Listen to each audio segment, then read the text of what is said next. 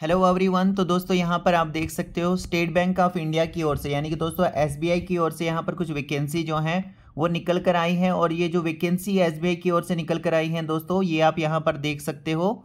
Engagement of specialist कैडरी officers की यहाँ पर जो है वो एंगेजमेंट की जा रही है, भर्ती की जा रही है। और ये कंट्रेक्चुअल बेसिस यानी कि टेम्परेरी बेसिस पर ये जो यहाँ पर भर्ती है स्पेशलिस्ट कैडरी ऑफिसर्स की, ये यहाँ पर टेम्परेरी बेसिस पर की जा रही है, कंट्रेक्चुअल बेसिस पर की जा रही है। ठीक है, इसके लिए यहाँ पर क्या है, ऑनलाइन एप्लीकेशन फॉर्म्स है जो कि 19/7/2024 से स्टार्ट हो चुके हैं ऑनलाइन मोड से फिलअप होना। और 8/8/2024 तक यहाँ पर क्या है, 8 अगस्त 2024 यहाँ पर लास्ट डेट रखी गई है। ठीक है, मतलब अगर आप फिलअप करना चाहते हो तो 8 अगस्त 2024 तक आप यहाँ पर फॉर्म जो है फिलअप कर सकते हैं। और देख सकते हो यहाँ पर candidates are requested to apply online through the link given on bank website. तो बैंक की जो वेबसाइट है bank.sbi कैरियर्स, तो यहाँ पर आपको जाना है बैंक की वेबसाइट के ऊपर और वहाँ से आपको लिंक मिल जाएगा फिर अप्लाई करने का। ओके,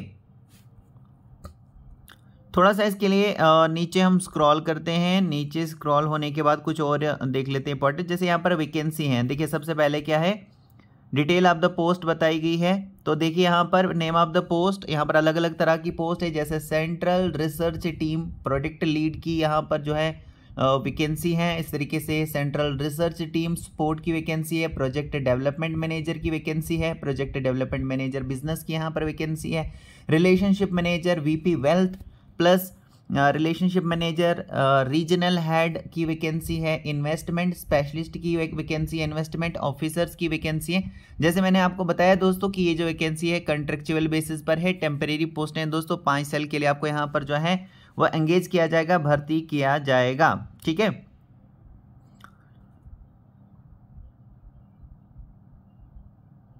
फिर थोड़ा सा नीचे स्क्रॉल करते हैं, कुछ और इंपॉर्टेंट जो है देख लेते हैं। अब देखिए दोस्तों, यहाँ पर साफ तौर से कहा गया है कि ये जो वैकेंसी है ये क्या है, 5 ईयर्स की है, मतलब 5 साल का यहाँ पर आपका जो है कंट्रैक्ट रहेगा, जिसमें से फर्स्ट ईयर जो है वो विल बी प्रोबेशन पीरियड। जो पहला साल है वो आपका जो है प्रोबेशन पीरियड रहेगा। उसके बाद टोटल जो आपको टाइम यहाँ पर देना, मतलब टोटल जो है यहाँ पर आपको कॉन्ट्रेक्चुअल जॉब मिलने वाली है वो 5 साल की ही मिलने वाली है, 5 ईयर्स की ही यहाँ पर आपकी जॉब रहने वाली है। तो इस चीज़ का आप ध्यान में रखोगे। फिर यहाँ पर जो है पोस्ट और पोस्ट के हिसाब से नीचे क्या कुछ क्वालिफिकेशन एक्सपीरियंस आपसे मांगा गया है वो यहाँ पर बताया गया है। जैसे कि बात करें अगर हम central research team project lead की जो पोस्ट है, तो इसके लिए आपके पास मैंडेटरी होना चाहिए MBA या PGDM या PGDBM किसी भी रिकॉग्नाइज जो यूनिवर्सिटी है या इंस्टीट्यूट है, या फिर CA या फिर CFA आपके पास होना चाहिए। और प्रेफर्ड क्वालिफिकेशन में बताया गया है NISM investment adviser research analyst certificate या CFP-NISM 21A और 21B अगर आपके पास है तो ये प्रेफर्ड क्वालिफिकेशन यहाँ पर कहलाई जाएगी। मतलब आपको ज़्यादा प्रेफरेंस यहाँ पर मिल सकता है अगर आपके पास इस तरह की क्वालिफिकेशन है। और जो आपकी एजुकेशन क्वालिफिकेशन है ये 1/4/2024 को देखी जाएगी, तो ये आपके पास होनी चाहिए जो भी यहाँ पर मेंशन की गई है। ठीक है, इसके बाद जो आपका एक्सपीरियंस है, पोस्ट क्वालिफिकेशन एक्सपीरियंस 1/4/2024 को देखा जाएगा। तो मैंडेटरी आपके पास है कि पोस्ट क्वालिफिकेशन एक्सपीरियंस मिनिमम 5 साल का होना चाहिए इन इक्विटी रिसर्च या product experience in wealth management या AMC म्यूचुअल फंड बैंक्स, इस तरह का आपके पास मिनिमम 5 साल का एक्सपीरियंस होना चाहिए और ये मैंडेटरी है दोस्तों। ठीक है, अगर प्रेफर्ड क्या किया जाएगा तो देख सकते हैं मिनिमम 8 साल का अगर एक्सपीरियंस है इक्विटी में या फिक्स्ड इनकम रिसर्च में या FM रिसर्च एनालिटिक्स में तो ये प्रेफर्ड है। एक्सेलेंट नॉलेज होना चाहिए local and global economic trends का। एक्सेलेंट नॉलेज होना चाहिए आपके पास local primary secondary equity market fixed income and on PMS AIF structured product scheme in India, experience in creating views and research based publication on capital market sector trends, ये आपके पास होना चाहिए। इस तरीके से नेक्स्ट प्रोफिशिएंसी होनी चाहिए using excel modelling techniques. Okay, इस तरीके से ब्लूमबर्ग और Reuters Morningstar CRISIL data basis, फिर flair for equity, understanding of all exchange traded products including bonds, INVIT, MLD, REIT, section 54 EC bonds. ठीक है, तो ये यहाँ पर आप देख लीजिए अपने जो क्वालिफिकेशन है उस हिसाब से कि आपके लिए कौन सी जो पोस्ट है वो आपके लिए फिट बैठती है दोस्तों, उसी में आप अप्लाई कर लीजिए इस तरीके से। नेक्स्ट अगर आप देखोगे तो नेक्स्ट यहाँ पर है जॉब प्रोफाइल के बारे में बताया गया है, क्या कुछ आपको करना पड़ सकता है, की रिस्पॉन्सिबिलिटी एरियाज वो यहाँ पर बताए गए हैं इस तरीके से। नेक्स्ट रहेगी post central research team. Central research team के लिए आपके पास जो क्वालिफिकेशन है वो है ग्रेजुएट या पोस्ट ग्रेजुएट इन कॉमर्स के अंदर, या फाइनेंस के, या इकोनॉमिक्स, या मैनेजमेंट, या मैथमेटिक्स, या स्टैटिक्स।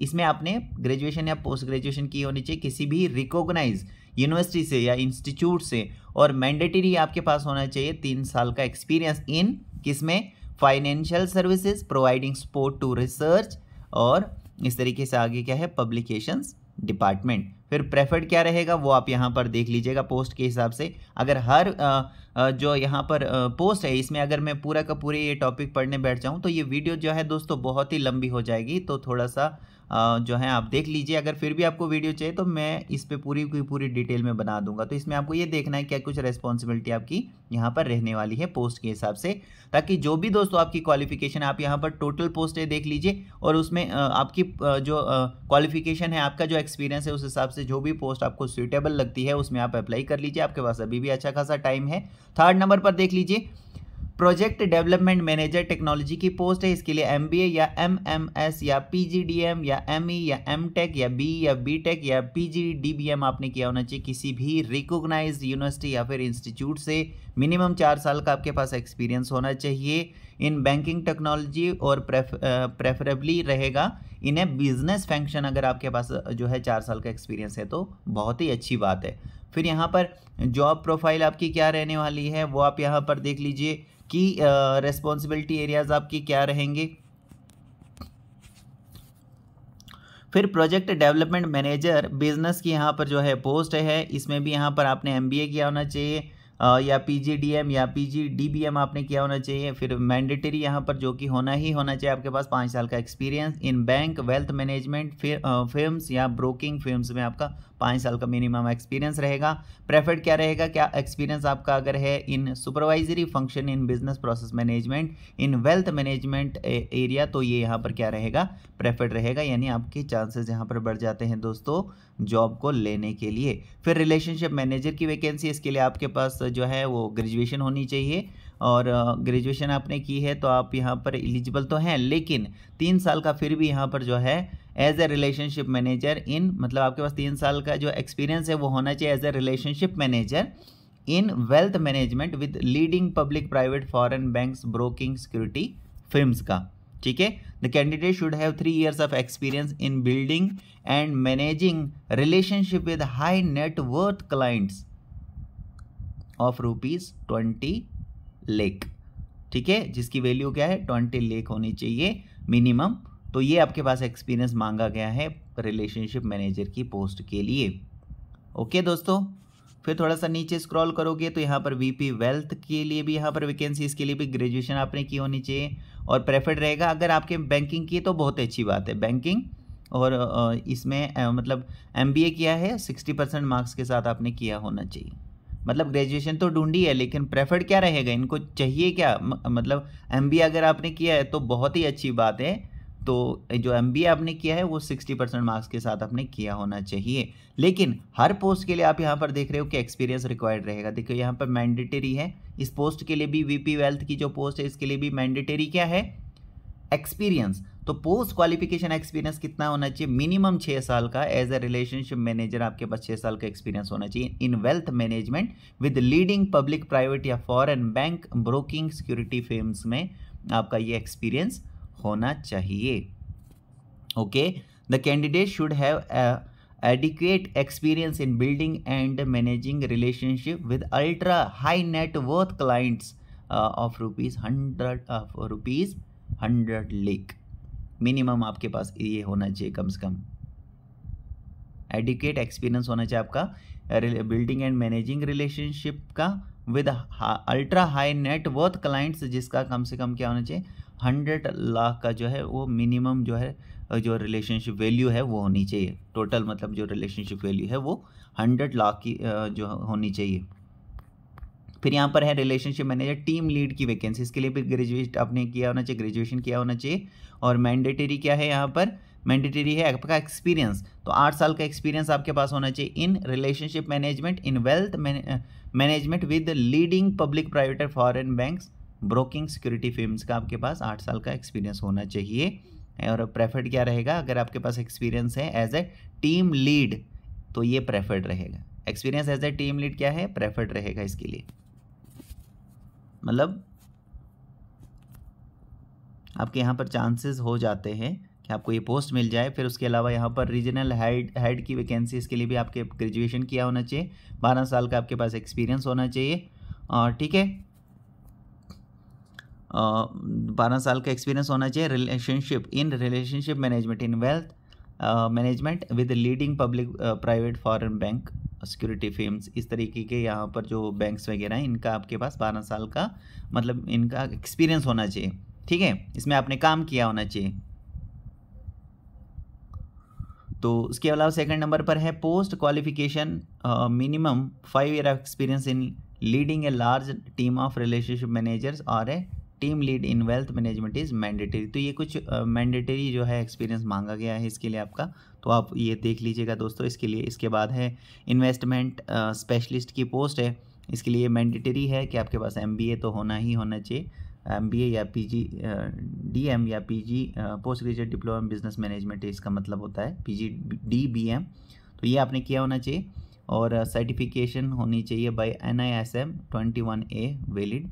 फिर प्रेफर्ड रहेगा CA या CFP NISM investment adviser research analyst की सर्टिफिकेट, तो ये आपके पास होनी चाहिए, मतलब प्रेफर्ड रहेगा अगर ये आपके पास है तो। फिर मैंडेटरी यहाँ पर है कि भाई मिनिमम 6 साल का आपके पास पोस्ट क्वालिफिकेशन एक्सपीरियंस होना चाहिए एज एन इन्वेस्टमेंट एडवाइज़र या काउंसलर या फिर officer part of product team in wealth management organisation. ठीक है, तो ये आपके पास मिनिमम एक्सपीरियंस होना चाहिए। इसके अलावा प्रेफर्ड क्या रहेगा वो यहाँ पर बताया गया है, specific skill required if any, अगर आपके पास कोई स्पेसिफिक स्किल है तो वो आप यहाँ पर जो है देख लीजिए कि क्या क्या आपकी स्किल है, तो इसमें आपको और ज़्यादा मतलब चांस जो है हो जाते हैं आपके यहाँ पर जॉब के। इसके बाद है इन्वेस्टमेंट ऑफिसर की पोस्ट है, इसके लिए आपने MBA या post graduate diploma in business management या फिर CA CFA किया होना चाहिए। और इस तरीके से बाकी चीज़ें देख लीजिए दोस्तों। एक्सपीरियंस यहाँ पर हर एक पोस्ट के लिए मांगा गया है, तो वो आप यहाँ पर चेक करेंगे। ये सारी जो भी पोस्ट हैं ये कॉन्ट्रैक्ट बेसिस पर हैं। यहाँ पर आप देख सकते हो जो termination of contract, the contract can be terminated without assigning any reason by giving 2 month notice from either side और by paying surrender of 2 months compensation amount in lieu thereof. If the contract is terminated by the bank, contractual appointment can be terminated by giving 2 month notice. Will be include 1/6 of CTC for the current year, fixed plus variable pay.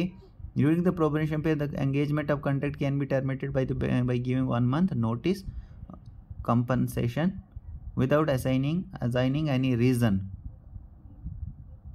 फिर यहाँ पर जो है वो बताया गया है कि जो इंटरव्यू है इन पोस्टों के लिए आपका इंटरव्यू जो है वो लिया जाएगा। और यहाँ पर आप देख सकते हो call letter for interview will be send by email, तो जो आप ईमेल प्रोवाइड करोगे तो वो ईमेल के ज़रिए या फिर will be uploaded on bank web, या तो बैंक की वेबसाइट पर अपलोड कर लिया जाएगा कॉल लेटर, या फिर आपको जो है वो जो है इंटीमेट किया जाएगा आपकी ईमेल पर सेंड करके, आपकी ईमेल आईडी पर भेज के आपको पता लग जाएगा। जो भी शॉर्ट लिस्टिंग कैंडिडेट्स होंगे उनको यहाँ पर जो है इंटरव्यू के लिए बुलाया जाएगा, या फिर आपकी ईमेल के ज़रिए आपको पता दिया जाएगा, या फिर वेबसाइट के थ्रू आपको पता लग जाएगा। ठीक है ना, थोड़ा सा नीचे स्क्रॉल करें किस तरीके से यहाँ पर इन्होंने बताया कि अप्लाई किस तरीके से कर सकते हैं। तो अप्लाई ऑनलाइन ही करना है, मैंने आपको पहले भी बताया था। और यहाँ पर आप देख सकते हो candidate will be required to register themselves online through the link on SBI website. तो SBI की जो वेबसाइट है वहाँ पर आपको मिल जाएगा। जैसे आपको जाना पड़ेगा बैंक.SBI, फिर यहाँ पर कैरियर में जाना पड़ेगा, फिर करंट ओपनिंग्स में जाना पड़ेगा, जहाँ पर जाकर आप क्या कर सकेंगे, यहाँ पर जो ऑनलाइन है वो जो है फॉर्म फिलअप कर सकेंगे। दोस्तों इसके लिए यहाँ पर कुछ फ़ीस भी जो है वो रखी गई है। तो फ़ीस आप यहाँ पर आप देख लीजिए, जो फ़ीस है वो 750 रुपये आपको पे करनी होगी अगर आप जनरल और ईडब्ल्यूएस कैटेगरी से आते हैं। और इसके अलावा अगर आप एससी, एसटी या ओबीसी, पीडब्ल्यूडी कैंडिडेट हैं तो आपको यहाँ पर किसी भी तरह की फ़ीस पे नहीं करनी है। आप यहाँ पर फ्री ऑफ कॉस्ट में ही जो फॉर्म है वो जो है दोस्तों भर सकते हैं। ठीक है। हाउ टू अपलोड डॉक्यूमेंट, किस तरीके से आपको ये डॉक्यूमेंट अपलोड करने हैं उनके बारे में फॉर्मेट बताया कि भाई किस फॉर्मेट में आपको जो है ये डॉक्यूमेंट अपलोड करने हैं। ठीक है। तो ये आप यहाँ पर दोस्तों देख लीजिए। फ़ीस के बारे में मैंने आपको बता दिया, ऑनलाइन अप्लाई करना है आपने और डेट भी अभी आपके पास है। तो आप जो है देख लीजिए दोस्तों, आपकी पोस्ट के हिसाब से आपकी जो यहाँ पर क्वालिफ़िकेशन है उस हिसाब से कौन सी पोस्ट आपके लिए जो है वो सूट कर रही है, उसमें आप अप्लाई कर लीजिए। ठीक है। होप करता हूँ सारी चीज़ें आपको क्लियर हो चुकी होंगी दोस्तों। So thank you very much.